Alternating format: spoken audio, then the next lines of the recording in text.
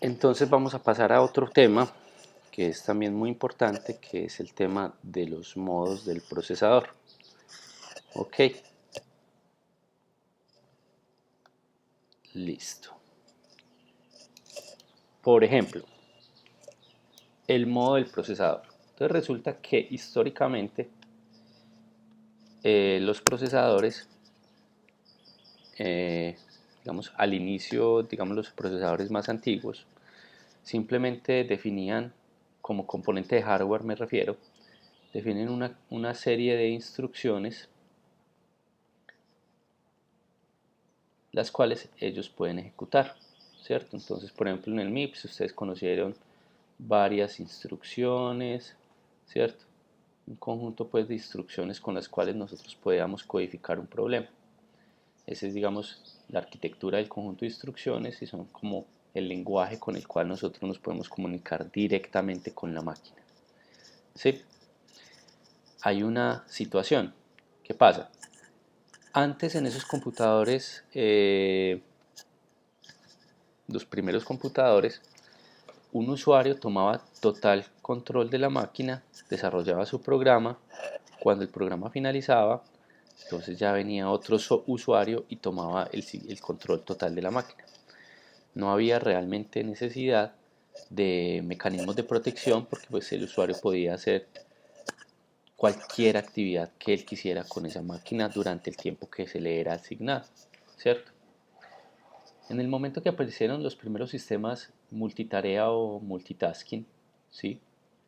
En el cual nosotros ya tenemos eh, computadores que son compartidos y que probablemente puedan estar ejecutando múltiples programas a la vez, ¿sí?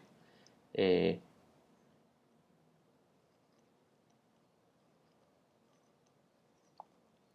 entonces, en ese momento podemos tener ciertas, digamos, problemas de seguridad, ¿cierto? Entonces yo tengo múltiples programas, programa uno o proceso, llamémoslos procesos, proceso 2, proceso 3, corriendo al mismo tiempo en un sistema de hardware. O sea, tenemos una CPU, tenemos una memoria y todo esto entonces son los sistemas que están corriendo. Entonces, ¿qué tipo de problemas tenemos, cierto? Tenemos, por ejemplo, problemas en el cual, en el momento que el procesador 1 esté siendo ejecutado en la CPU, ¿qué impide que este procesador acceda a datos que son importantes en el procesador 2? En el proceso 2, perdón, ¿cierto? Si el proceso 1 se está ejecutando en la CPU, ¿qué impide que él pueda acceder a la imagen de memoria o al proceso de datos del proceso 2 o del proceso 3 o del sistema operativo que está gestionando que estos procesos se ejecuten de manera correcta, ¿sí? Entonces, para la ejecución, digamos, de un sistema operativo moderno, que sea multitarea, que sea de tiempo compartido, ¿sí? Los mecanismos de protección son supremamente importantes, ¿sí? Si esos mecanismos de protección no existieran, por ejemplo, podríamos pensar que escribir un programa malicioso para un sistema de cómputo sería supremamente fácil, ¿cierto? O sea, simplemente yo lo único que me aseguro es que mi programa se ejecute y empezar a modificar la información de todos los procesos que usted tenga, ¿cierto? Supongamos que este proceso 1 es un proceso malicioso, este es un procesador de textos y usted está aquí haciendo su tarea de sistemas operativos y empezó a escribir la tarea en las posiciones de memoria asignadas a este proceso. Si el proceso 1 es malicioso y tiene acceso a cualquier posición de memoria, digamos no hay un mecanismo que proteja el acceso a este sistema, entonces él podría simplemente sobreescribir estos datos sin ningún problema y dañar la información que nosotros tenemos. O más grave, llegar al sistema operativo, dañar la información del sistema operativo y hacer que la máquina deje de funcionar, ¿sí? Entonces los mecanismos de protección son muy importantes. Una forma con la cual se implementan los mecanismos de protección, perdón, es a través de los modos del procesador. Entonces vamos a ver qué es un modo del procesador. Resulta que supongamos, ¿cierto?, que este círculo son todas las instrucciones que se pueden ejecutar en una determinada máquina, ¿cierto?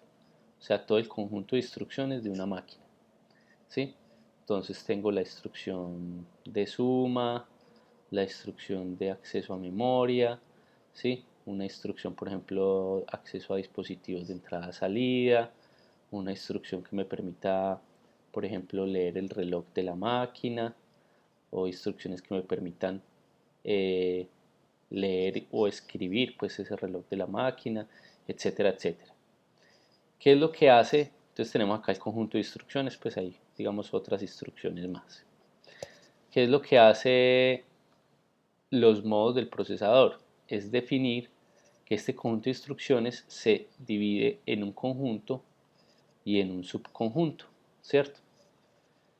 Este subconjunto sería el conjunto de instrucciones que podría ejecutar normalmente un usuario sin afectar el desempeño de la máquina, ¿cierto? Entonces sería el modo usuario.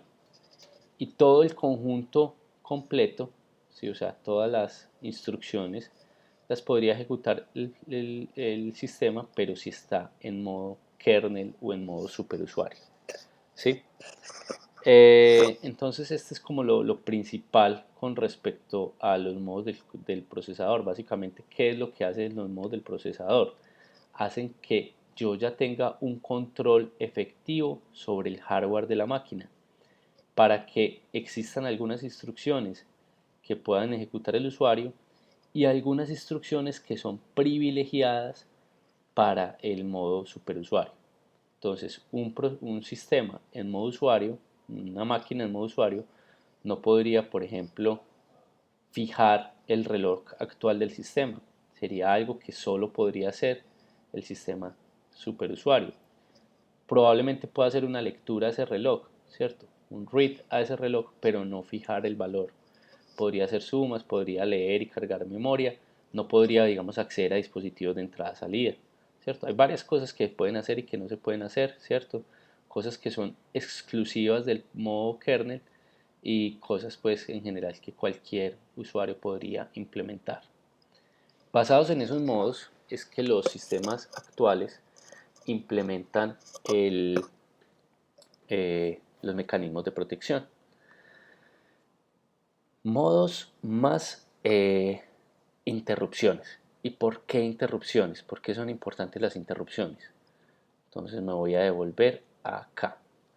Resulta que yo hablé de interrupciones, excepciones, pero si ustedes habían visto, yo también hablé de una cosita que se llama el trap, ¿cierto? ¿Qué es un trap? Un trap, que si usted lo traduce, pues básicamente es como una trampa, es decir que hay una excepción que no genera errores, pero que simplemente me genera un evento en la máquina para que sea entendido, ¿cierto? Entonces como un trap, es como una trampa, es una excepción que no es un error, ¿sí? Pero es por software y que me permite entonces lograr que la máquina atienda esta excepción, ¿cierto? Excepción. ¿Cuál es la gracia de eso? La gracia es la siguiente, muchachos. Resulta que cuando un programa se está ejecutando, él se ejecuta en un modo usuario. En el momento de que el sistema, el programa que se está ejecutando requiera, por ejemplo, acceder a un dispositivo de entrada-salida, él no lo puede hacer directamente. Entonces él lo puede hacer solicitando un servicio al sistema operativo. ¿Cómo solicita ese servicio al sistema operativo? Generalmente a través de los traps. O sea, genera digamos, coloca la información en algún lugar para que el sistema operativo se dé cuenta qué servicio requiere y genera un trap. Al generar un trap, se genera un evento en el cual el proceso de usuario se detiene y viene y después de hacer algunos pasos se ejecuta una rutina de atención a interrupciones que es ejecutada en modo superusuario, ¿cierto? Las rutinas de atención a interrupciones por lo general siempre se ejecutan en modo kernel, modo superusuario.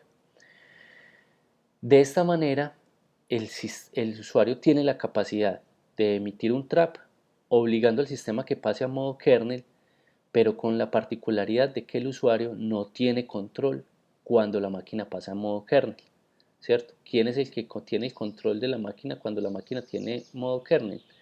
Generalmente el sistema operativo, porque es el sistema operativo de hecho quien escribe todas estas rutinas de atención a interrupciones, o quien contiene más bien todas estas rutinas de atención a interrupciones.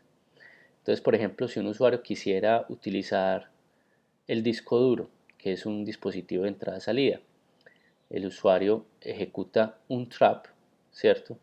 Es, antes de ejecutar el trap, pues coloca información de que quiere utilizar el disco duro, ejecuta el trap, el sistema genera un evento que es atendido por una rutina de atención a interrupciones en modo kernel, o sea, el sistema operativo tomó el control, verifica qué es lo que quería hacer el usuario, por qué está generando esa excepción, atiende esa excepción, o sea, le da, digamos, acceso al usuario a alguna información de los archivos que quiere tener, y tan pronto eso finaliza, pues ya puede retornar al programa detenido a continuar su ejecución, ¿cierto?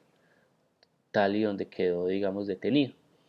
Esto nos permite, digamos, estos saltos, estos cambios de modo, nos permiten que nosotros, para poder utilizar algunos elementos muy sensibles de la máquina, tengamos que requerir constantemente al sistema operativo para poderlos usar.